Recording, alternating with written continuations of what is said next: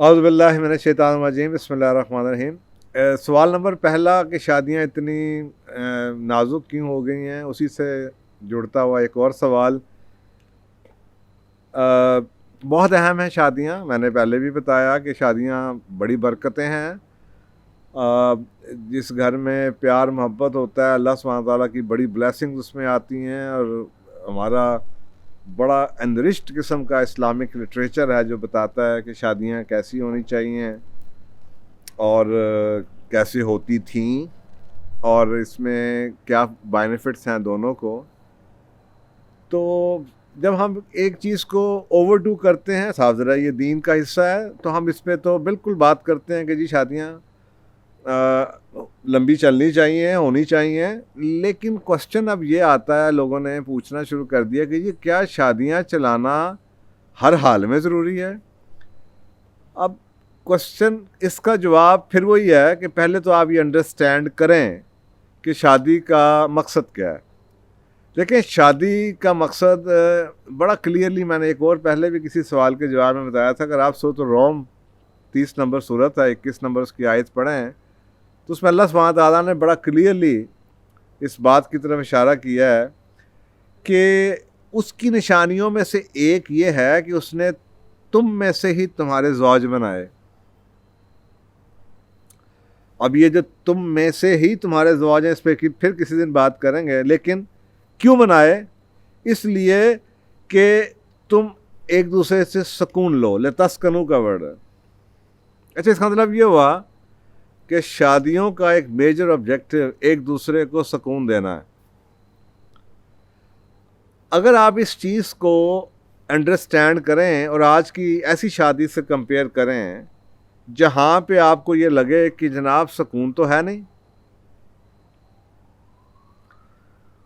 لڑائیاں چل رہی ہیں، جھگڑے ہو رہے ہیں، برکتیں ختم ہو چکی ہیں، اور ساتھ رہ کے دور سے دور ہوتے چلے جا رہے ہیں۔ دیکھیں، ایک دوسرے کے حقوق پورے نہ کرنا اسلام میں ظلم کہا جاتا ہے، اور جو ظلم ہے وہ اللہ سبحانہ تعالیٰ کے نزدیک ایک ایسا جرم ہے جس کی سزا ملتی ہے، دنیا میں بھی ملتی ہے۔ یہ جرم ہے کسی کا حق مارنا۔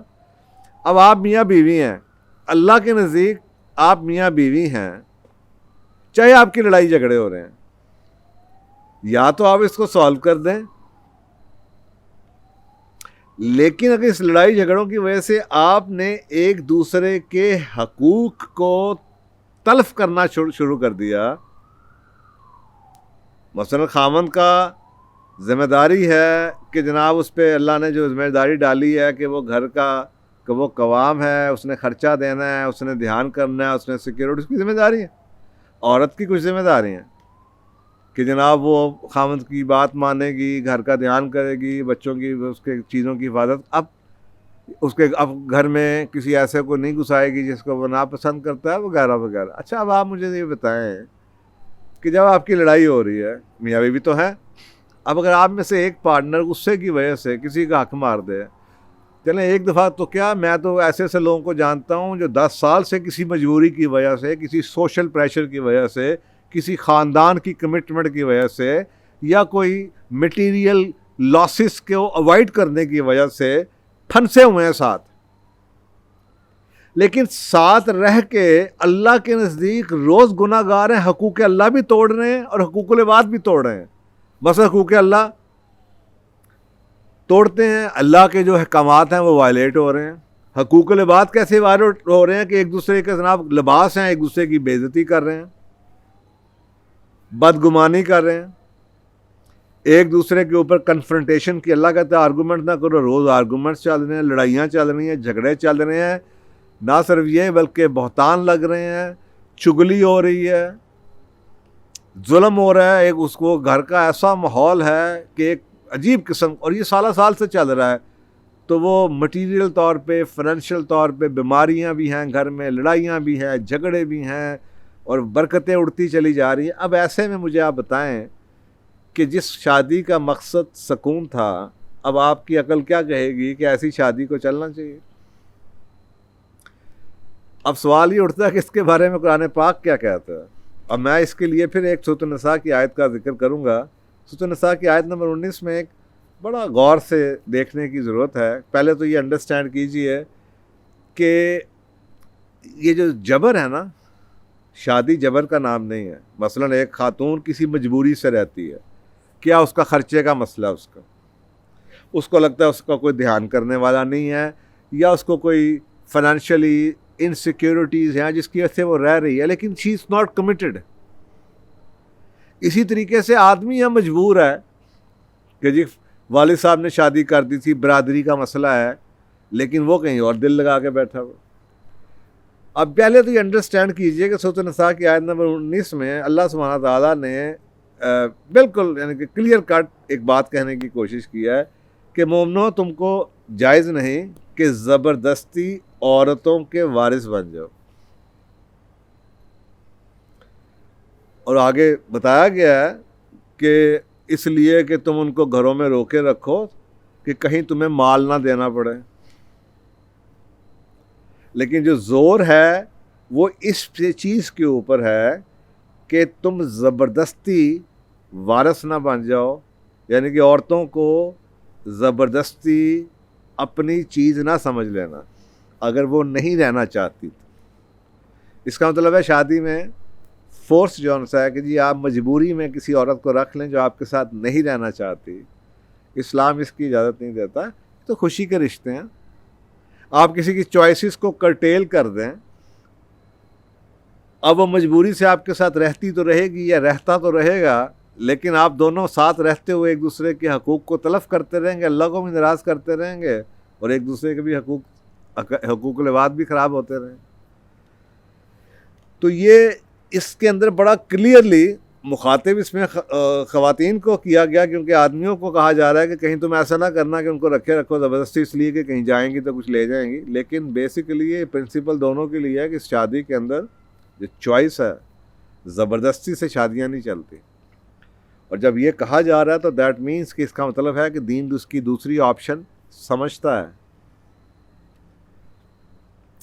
میں اکثر اوقات سوچتا ہوں کہ اگر ہمارے نزدیک شادی چلانا ہی کامیابی ہوتا تو نعوذ باللہ پہ حضرت نوح علیہ السلام تو بڑے ناکام ہو گئے، کیونکہ ان کی بیوی اور ان کا بیٹا پیچھے رہ گیا. تو پھر تو جناب حضرت لوط علیہ السلام کا بھی مسئلہ ہو گیا کہ ان کی بیوی بھی رہ گئی. تو میرا خیال ہے جب قرآن پاک میں یہ قصے موجود ہیں تو اس سے بڑا کلیئرلی یہ چیز نظر آتی ہے کہ آلدو یہ چیز اللہ کو ناپسند ہے، لیکن اللہ سبحانہ تعالیٰ اس چیز کو مانتے ہیں کہ کچھ ایسے حالات ہو سکتے ہیں کہ آدمی، ایک شخص مجھ سے اس پہ بحث کر رہا تھا کہ دیکھیں جی عمریں اب بڑی لمبی ہو گئی ہیں، پہلے 50-60 سال لوگوں کی عمر ہوتی تھی، تو جناب 30-40 سال ایک بندے کے ساتھ رہ لیتے تھے مر کھپ کے. اب تو جناب دیکھیں نا 100 سال میں عمر ہو جاتی، ایک بندوں کی عمر ہوتی جا رہی ہے. میڈیکل سائنس نے اتنی ترقی کر لی ہے، تو یہ بورنگ نہیں ہو جاتا ایک ہی شخص کے ساتھ اتنے سال رہنا، 80 سال سے 70 سال 85 سال. اب لوگوں کی یہ سوچ ہو گئی ہے. تو مجھے غصہ تو بڑا چڑھا، لیکن میں نے کہا جی دیکھیں اب یہ دنیا کس طرف چل پڑے گی. تو ٹھیک ہے، ہو سکتا ہے کسی کے کیس میں، لیکن اس کے پیچھے چوائس ہے، لیکن اس کی وجہ کچھ اور ہے. مطلب میں ان پرنسپل اس بات سے ڈس ایگری نہیں کر رہا، لیکن میں اس چیز پہ ایگری کر رہا ہوں کہ صرف اس لیے چھوڑ دینا کہ 70 سال رہ یار بڑی ہو گئی. میں ان لوگوں میں سے ہوں جو پرانی گاڑی گھر سے اس کو کہتے ہیں یہ بڑی یادگار گاڑی ہے، اس نے بڑا ساتھ ہی، اس کو رکھنا ضرور ہے ساتھ، نہیں چاہے دوسری لے لو، لیکن اس گاڑی کو رکھنا چلانا ضرور ہے. ہاں یہ اگر وجہ ہو کہ جی دو لوگوں نے شادی کی، over the period of time دونوں اپوزٹ ڈائریکشن میں گرو کر گئے ہیں. کیونکہ آپ کو پتہ سورۃ نور کی اس آیت کا جس پہ لوگ بڑے غصے میں آ جاتے ہیں کہ طیبوں کے لیے طیب اور خبیثوں کے لیے خبیث. چلے میں اتنے اس کے اسٹرانگ ورڈ جو قرآن پاک میں وہ اسٹرانگ ورڈ نہیں بول رہا، لیکن اس سے ایک بات ضرور ہے، اس پہ انشاءاللہ پھر کسی اور دن بات کر لیں. ایک بات ضرور ہے کہ اس کے اندر یہ ضرور اشارہ ہے کہ آپ کو ویسا ہی ملتا ہے جیسے کہ آپ ہیں. تو اس کا مطلب یہ ہوا کہ جی 20 سال پہلے آپ کی شادی ہوئی تھی تو آپ دونوں ایک جیسے ہوں گے, تو شادی ہو گئی, تبھی پسند آیا نا آپ کو, یا پسند آئی. لیکن ہو سکتا ہے 20 سال میں آپ میں سے ایک شخص گرو نہ کیا ہو, وہ ادھر کا ادھر ہی کھڑا ہو, اور دوسرا شخص گرو کرتا چلا جائے, تو آپ ایک دوسرے کے لیے اجنبی بن جائیں. یہ ایک پاسبلٹی ہے, اور بڑے پریکٹیکل پاسبلٹی ہے, جس کی میری انٹرپریٹیشن یہ ہے وہ حضرت نوح علیہ السلام کے کیس میں جو ہوا اور حضرت لوط علیہ السلام کے کیس میں یہ ہوا. حضرت نوح علیہ السلام کو اللہ نے ایک کام کے لیے چن لیا.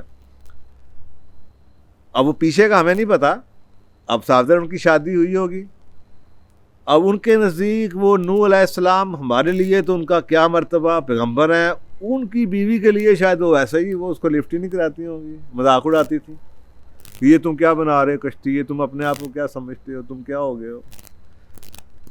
That could be one of the reasons. This is the only thing which I can understand. کہ جی ایسا ہو سکتا ہے کیونکہ حضرت نوح علیہ السلام کی عمر بہت لمبی تھی. تو یہ کہنا کہ ہماری عمر لمبی ہوئی, بور ہو جاتا ہے آدمی, تو دیٹ از رانگ. لیکن اگر آپ اس کو اس طریقے سے کہیں تو پھر انڈرسٹینڈیبل ہے کہ ایک آدمی گروتھ کے, آپ نے ایک بڑے کامیاب شخص سے شادی کی, بڑا گلیمر تھا اس کا, وہ میڈیا پرسنل تھا, یا جناب بہت ہی لفنٹر قسم کا, یا ماڈرن قسم کا, یا ممی ڈیڈی قسم کا بندہ تھا. وہ بندہ بدل گیا جناب, اس نے داڑھی رکھ لی, موٹا ہو گیا, جناب تبلیغ میں جانا شروع کر دیا, کسی جماعت کا حصہ بن گیا. اب وہ جناب اس کو وہ ہوٹلنگ شوٹلنگ وہ پسند نہیں ہے, اب وہ چلے میں چلا جاتا ہے. اب آپ کے لیے بورنگ ہو گیا, اب آپ کو پیرس نہیں لے کے جاتا, دبئی نہیں لے جاتا, انگلینڈ نہیں لے جاتا. I can understand. اس میں دونوں کے ساتھ شاید آپ, ضروری نہیں کہ آپ کسی نہ کسی کو الزام دیں, لیکن میں یہاں پہ زواج کی بات کر رہا ہوں. اٹ از پاسبل کہ وہ بات کی بات ہے کہ کس نے زیادتی کی کس نے نہ کی, لیکن it is understandable technically, psychologically, mentally and from the religious aspect. یہ انڈرسٹینڈیبل ہے کہ دو لوگ گرو ایک لیول پہ نہ کریں جس کی وجہ سے وہ اجنبی بن. تو اگر اب یہ ایسی سچویشن آ گئی ہے تو بجائے اس کے کہ آپ ساتھ رہ کے کسی کو تکلیف دیں, ایک دوسرے کے حقوق کو وائلیٹ کریں, اس سے تو یہی بات نکلتی ہے کہ یار I am sorry, yes I have changed. تو مجھے گندا کرنے کی کیا ضرورت ہے. اور میں لوگوں سے اکثر کہتا ہوں یار مسلمانوں کو شادی کرنا تو دور کی بات, مسلمانوں کو تو طلاق ہی نہیں دینا آتا. تو اب وہ اگر سورۃ النساء کی آیت نمبر 19 سے واپس ہیں جس میں آپ کو کہا گیا کہ جی جناب عورتوں کو ان کی مرضی کے خلاف اپنی وراثت نہ سمجھو, اسی میں اگر آپ آگے چلتے جائیں تو آخر میں یہ بھی کہا گیا ہے کہ اگر تمہیں اگر بجائے اس کے کہ یعنی کہ ان کو اچھے طریقے سے رکھو, ہو سکتا ہے کہ تمہیں کوئی ایسی چیز ناپسند ہو جس میں تمہارے لیے بھلائی ہو. اس کا مطلب ہے اللہ تعالیٰ نے یہ کہا ہے کہ ایک تو ان کو اس کے خلاف نہ رکھو مرضی, لیکن اگر مرضی سے ہیں لیکن تمہیں ان میں کوئی چیز بری لگتی ہے تو کوئی بات نہیں, یہ انڈرسٹینڈیبل ہے. ہر بندے میں کوئی بھی کمپلیٹ نہیں ہے, تو ایک دوسرے کو معاف کرنا سیکھو, معاف کرو, چھوٹی چھوٹی چیزیں ہیں لیکن اس میں تمہارے لیے بھلائی, اوور آل اگر بھلائی ہے. تو بعض دفعہ لوگ یہ سمجھتے ہیں کہ اس آیت کے معنی یہ ہیں کہ اللہ سبحانہ تعالیٰ یہ چاہ رہے ہیں کہ یہ ہر حالت میں چلے, لیکن ایسا نہیں ہے. اب وہ کیوں نہیں ہے, میں اکثر اوقات اس پہ بات کرتا ہوں. دیکھیں گروتھ میں نے بات کی ہے, یہ تو بھی ہم نے ایک جنرل سے ایگزامپل لیا ہے کہ جی ہو سکتا ہے لوگ ڈیفرنٹ ڈائریکشنز میں گرو کر جائیں, لیکن ایک اور وجہ بھی ہے کہ بعض دفعہ گروتھ کا پیس ایک نہیں ہوتا. میں اکثر اوقات دیکھتا ہوں آدمی گرو کر جاتے ہیں نہ چاہتے ہوئے بھی, کیونکہ ان کا ایکسپوجر ہے, باہر جاتے ہیں, دفتر میں جاتے ہیں, دھکے پڑتے ہیں لوگوں سے, ان کو فائنینشیل ایک ایشوز ہوتے ہیں, وہ کسی نہ کسی طریقے سے ادارے ان کو کہیں نہ کہیں بھیج دیتے ہیں کسی ٹریننگ میں، وہ کہیں نہ کہیں سے رڑ کھڑ کے کچھ نہ کچھ سیکھتے رہتے ہیں، اور اسی طریقے سے گر گرا کے وہ کہیں نہ کہیں نماز بھی پڑھ لیں گے، وہ بڑھاپے میں آ کے کہیں نہ کہیں ان کو اللہ بھی یاد آ جائے گا، خوف خدا بھی آ جائے گا، داڑھی بھی بڑھائی ہو جائے گی، تسبیح بھی ہاتھ میں آ جائے گی۔ لیکن عورتیں تو گھروں میں بیٹھی ہوئی ہیں اور وہ تو ٹیلی ویژن کے آگے بیٹھی ہوئی ہیں۔ تو ہو سکتا ہے کہ ایک عورت وہی کی وہی ہو، اور میں آپ بھی دیکھتے ہوں گے ایسی خواتین میں دیکھتا ہوں جن کو آدمی گرو ہی نہیں کرتے یا وہ ہونا نہیں چاہتے، وہ ادھر کی ادھر، ان کے وہی شوق ہیں جو 20 سال پہلے تھے، 25 سال پہلے تھے۔ آدمی کہیں سے رنگیلا مزاج ہوتے ہوتے وہ کہیں سے کہیں پہنچ چکا ہے، خاتون ادھر کی ادھر ہی ہیں۔ تو ایک طرف تو یہ کہ گرو ڈفرینٹ ڈائریکشن میں کر جائیں، جس کی ایک ایگزامپل یہ ہے آدمی آگے نکل جائے یا عورت آگے نکل جائے دوسری طرف میں، مثلا ایک آدمی ہے وہ ادھر کا ادھر ہی کھڑا رہے، اس میں اسپرچویلٹی نہ آئے، عورت جون سی ہے وہ بہت ہی اسپرچول ہو جائے، یہ بھی ایک ہو سکتا ہے، آدمی کی کیس میں بھی ہو سکتا ہے اور عورت کے کیس میں بھی ہو سکتا ہے۔ تو ایک طرف تو یہ ہوا کہ ڈفرینٹ ڈائریکشن میں گرو کر جائیں، دوسری طرف یہ ہے کہ گروتھ کا پیس ایک نہ ہو، ایک رفتار نہ ہو، ایک آگے نکل جائے۔ میں اکثر اوقات ہنس کے لوگوں کو یہ بھی کہتا رہتا ہوں کہ یار دیکھو پاکستان میں نا کوشش کیا کریں خامدوں کے ساتھ رہا کریں، اگر وہ لگے کہ وہ تیز بھاگ رہے ہیں تو ان کی ٹانگ پکڑ لیا کریں، ان کو بھی روک دیا کریں، لیکن ساتھ ساتھ گرو کریں۔ آدمی نے کچھ سیکھا تو اس کو چاہیے کہ گھر جائے بیوی کو سنائے تاکہ اس کی بھی گروتھ بڑھتی چلی جائے، دونوں ایک ہی نئی چیز سیکھتے چلے جائیں، لیکن ایسا نہیں ہوتا۔ خواتین اپنے چکروں میں رہتی ہیں، آدمی کی دنیا بدلتی رہتی ہے، تو ایک دوسرے کے لیے اجنبی بن جاتے ہیں۔ تو اگر آپ اس چیز کو دیکھیں تو اس میں بیسیکلی ایک بہت خوبصورت ایک اور آیت ہے جس میں اس کا جواب ملتا ہے، اور وہ جو آیت ہے وہ سورۃ التغابن یعنی کہ 64 نمبر کی سورت ہے، اس کی اندر آیت ہے، اور وہ 14 سے 16 نمبر آیت، اس میں کچھ ورڈز بولے گئے ہیں بڑے انٹرسٹنگ جو سوچنے کی بات ہے، اور میرا خیال ہے پورے ماڈل کو، اس سوال کے پورے ماڈل کو سمو دیتے ہیں ایک ہی چیز میں، کہ جہاں پہ کیا گائیڈ لائن ہے کہ اللہ سبحانہ تعالیٰ نے لائن جو ڈرا کی ہے وہ کہاں پہ کی ہے۔ مثلاً یا ایھا الذین آمنوا، لوگوں جو ایمان لائے ہو، ان من ازواجکم و اولادکم عدو لکم، کیا لوگوں جو ایمان لائے ہو تمہاری بیویوں اور اولاد میں سے بعض عدو لکم تمہارے دشمن ہیں۔ یہ بات بڑی تکلیف دہ ہے لیکن یہ ایک بٹر فیکٹ ہے، اللہ سبحانہ تعالیٰ کی کتاب نے آپ کو بتایا ہے۔ اچھا وہ ہوتا کیا ہے؟ تو اللہ آگے سے کہہ رہے ہیں وَإِن تَعْفُوا، تو ان کو کیا کرو؟ درگزر کرو، ان کی باتوں کو اگنور کر دو۔ نمبر 2 دوسری گائیڈ لائن کیا ہے؟ وَتَصْفَحُوا، وَتَصْفَحُوا کسے کہتے ہیں؟ اگنور کرنے۔ کچھ بات کر رہے ہیں فضول سی، اگنور کرو، یہ دوسری گائیڈ لائن ہو گئی۔ ایک تو ہو گیا پہلے میں پارڈن کر دو، دوسرے میں اوور لک کر دو، اس کے بعد تیسری ہے وَتَغْفِرُوا، اور ان کو معاف کر دو۔ اب یہ بڑی 3 انٹرسٹنگ ہے کہ اپنی تمہارے ازواجوں میں اور اولادوں میں کچھ ایسے ہیں جو کہ بہت تمہارے دشمن ہیں، اور بڑی انٹرسٹنگ بات ہے کہ اللہ تعالیٰ کہہ رہا ہے یہ تمہارا دشمن ہے لیکن تمہاری ازواج ہیں اور اولاد تو ہیں، تو اب تم کیا کرو ایز اے فرسٹ اسٹیپ کہ ان کو درگزر کرو، نمبر 1۔ نمبر 2 آپ ان کو اوور لک، ان کی چڑ کر رہے ہیں، فضول کر رہے ہیں، تنگ کر رہے ہیں، اوور لک کرو، اگنور کرو۔ نمبر 3 ان کو معاف کر دو، فإن اللہ غفور الرحیم، اور اللہ سبحانہ تعالیٰ بہت بخشنے والا نہایت رحم والا ہے۔ اور پھر اگلی آیت میں پھر کہا جا رہا ہے انما اموالکم واولادکم فتنۃ، کہ تمہارے مال اور اولاد میں بھی تمہارے لیے آزمائش ہے اور یہ فتنہ ہے، یعنی کہ مال اور اولاد میں بھی فتنہ ہے۔ واللہ عند اجر عظیم، اور اللہ کے پاس جو اجر ہے وہ بہت بڑا ہے۔ اب آگے جو اس کی 16ویں آیت ہے اس میں بڑا انٹرسٹنگ جواب دیا گیا ہے، جس کو بیس بنانا ہے آپ نے یہ فیصلہ کرنے کے لیے کہ شادی چلانی ہے یا نہیں چلانی. اب وہ کیا ہے؟ اور میرا خیال ہے یہ بارڈر لائن ہے.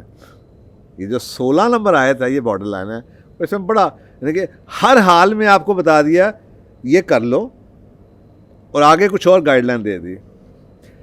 فاتقوا اللہ ما استطعتم, اللہ سے ڈرو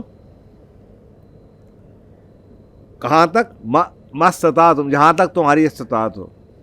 کیا کرو؟ واسمعوا, سب سے پہلے تو اللہ سے ڈرو, اور ما استطعتم واسمعوا, اور جہاں تک تمہاری استطاعت ہو اللہ سے ڈرو اور سنو. اب کس کو سنو؟ اللہ کا ذکر ہو رہا ہے. جہاں تک تمہاری استطاعت ہو اللہ سے ڈرو, واسمعوا, اور سنو, واطیعوا اللہ, واطیعوا, اور اللہ کی اطاعت کرو. اب یہ بڑا کلیئر کٹ گائیڈ. اس کا مطلب یہ ہوا, اگر پچھلی آیت کو اگر آپ دیکھیں سورۃ النساء کی 19 نمبر کو, جہاں پہ یہ کہا جا رہا ہے کہ ہو سکتا ہے کہ تمہیں کوئی چیز پسند نہ ہو اور اس میں تمہارے لیے خیر ہو.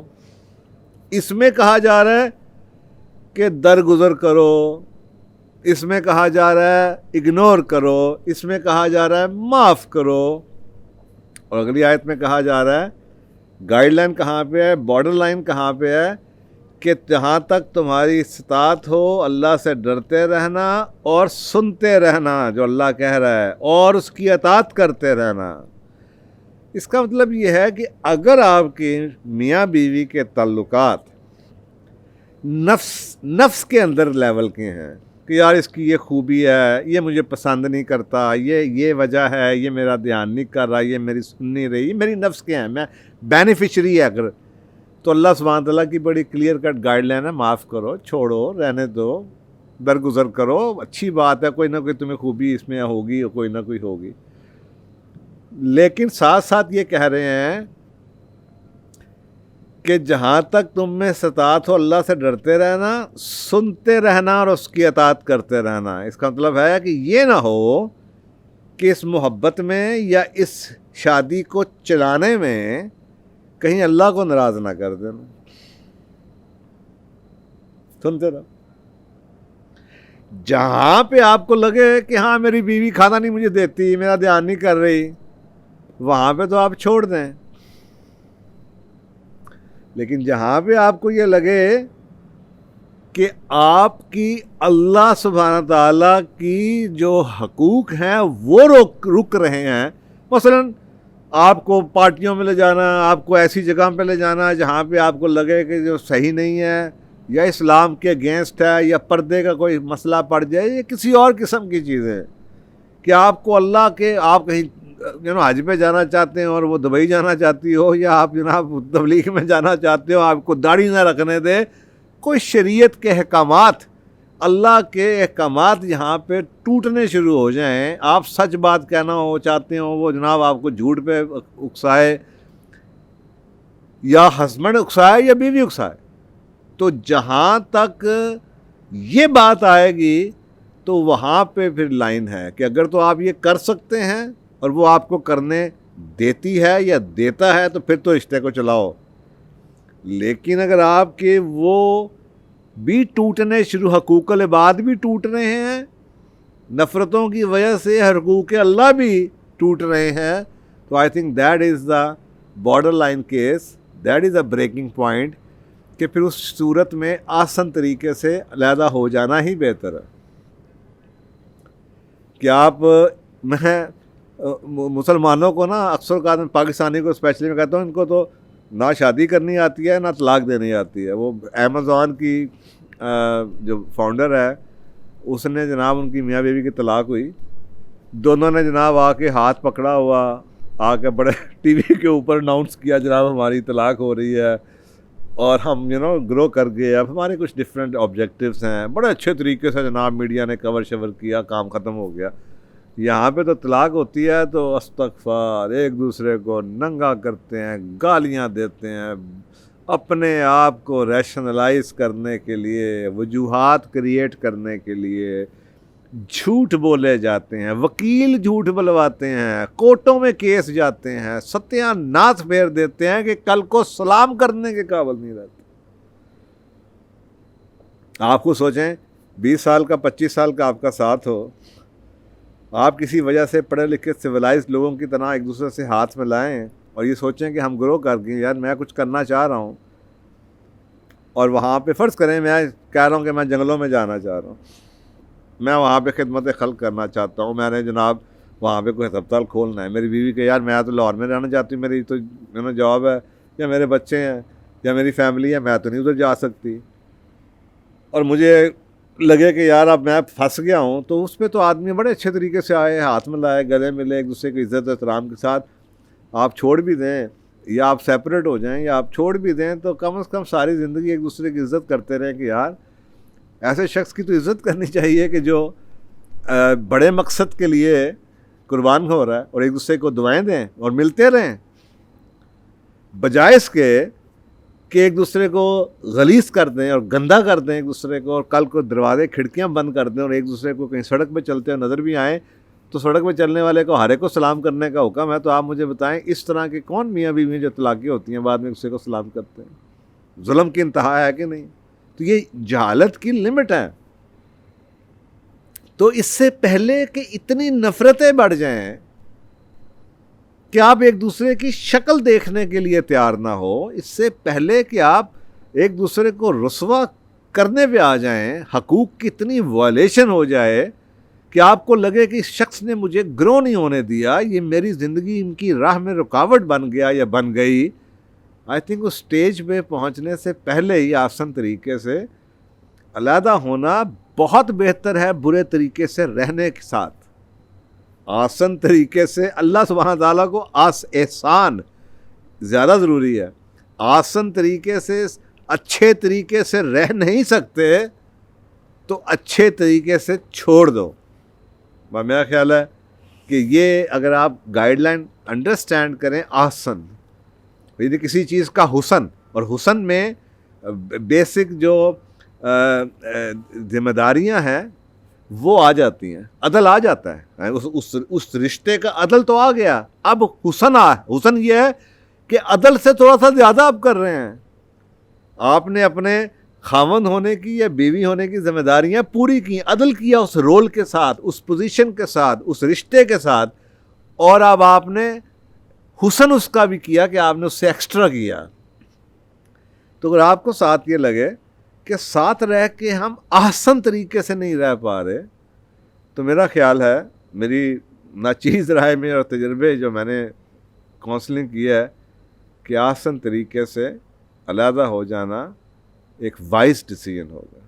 تو میرا خیال ہے کہ جیسے جیسے آپ چلتے چلے جائیں گے آگے سوال آپ کی آتے چلے جائیں گے اور بڑی باتیں, لیکن اس سوال کا میرا خیال ہے کہ میں نے ایک آپ کو ایک فریم ورک دے دیا ہے, ایک باؤنڈری لائن پرووائڈ کر دی ہے, جس کی بیس پہ آپ اپنے کیسز کو دیکھ سکتے ہیں. اور آگے اللہ سبحانہ تعالیٰ جب آپ سچ پہ چلتے ہیں, سیدھی بات پہ چلتے ہیں, تو اللہ سبحانہ تعالیٰ آسانیاں پیدا کر دیتے ہیں.